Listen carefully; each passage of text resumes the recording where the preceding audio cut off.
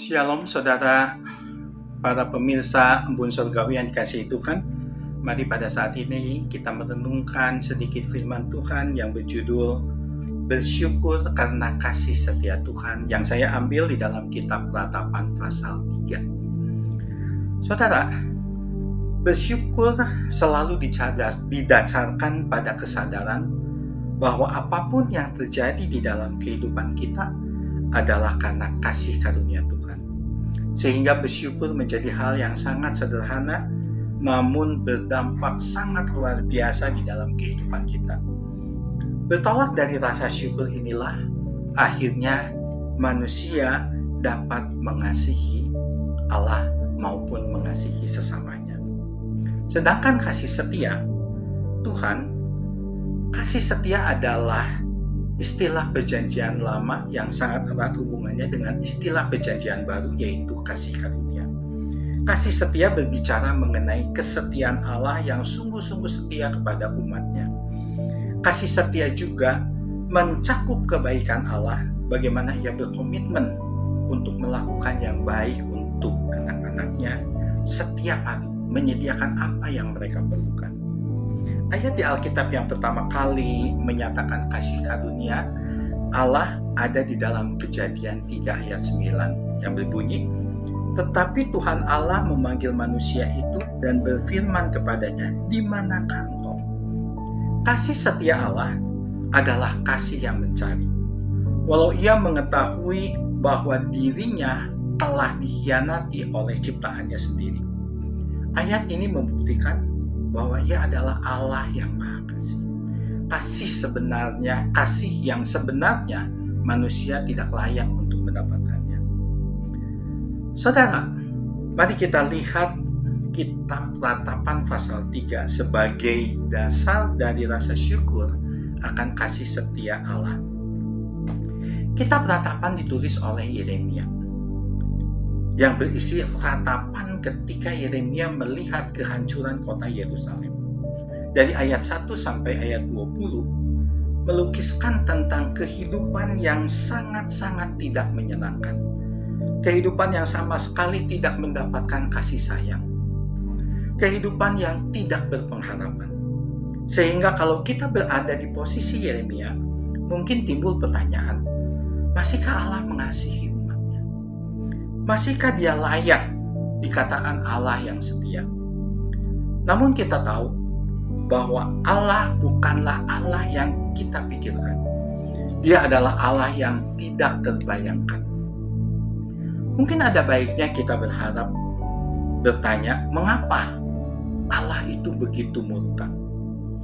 Jika kita mempelajari kitab-kitab sebelum kitab Yeremia, yaitu kitab Raja-Raja dan kitab Tawari, maka kita akan mengerti mengapa kehancuran Yerusalem itu terjadi.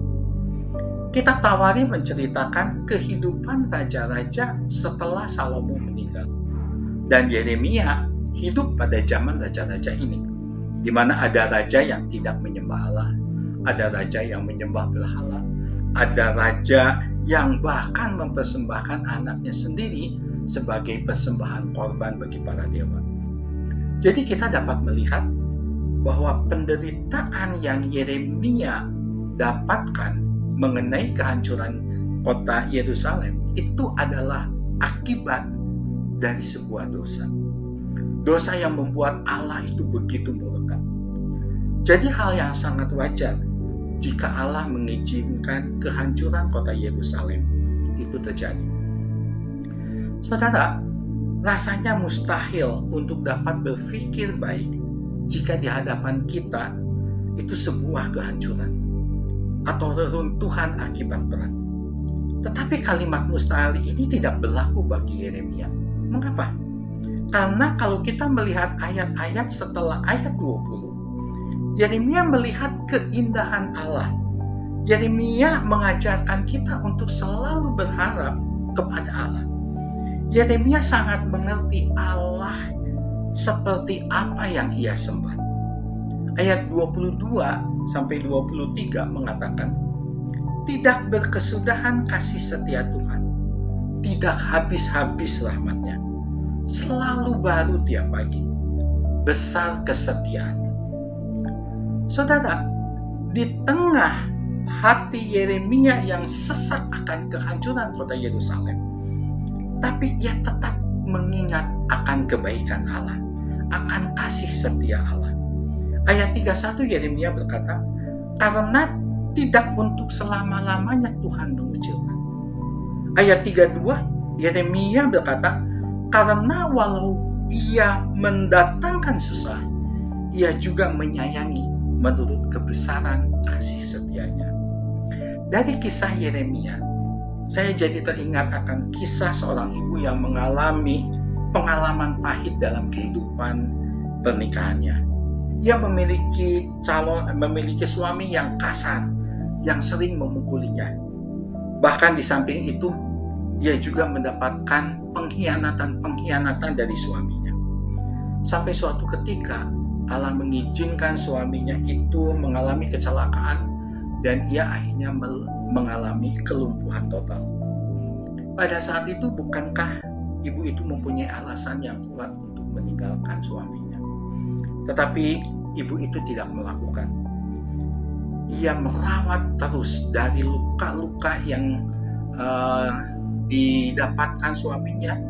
Ia terus merawatnya sampai luka-luka itu sembuh. Bahkan ia terus merawatnya sampai dia melihat suaminya terus berlaku kasar kepadanya. Ia lakukan itu bukan hanya 1-2 bulan. Ia bukan lakukan itu 1-2 tahun. Ia lakukan itu sampai 20 tahun. Ia rawat terus suaminya, walaupun tetap ia mendapatkan perlakuan-perlakuan yang kasar dari suaminya. Mengapa ia dapat melakukan hal seperti itu? Karena ada satu kasih yang sangat luar biasa yang menyentuh jiwanya. Itulah kasih setia Tuhan.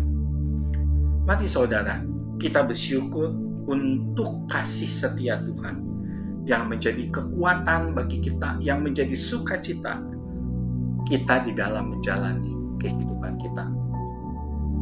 Amin.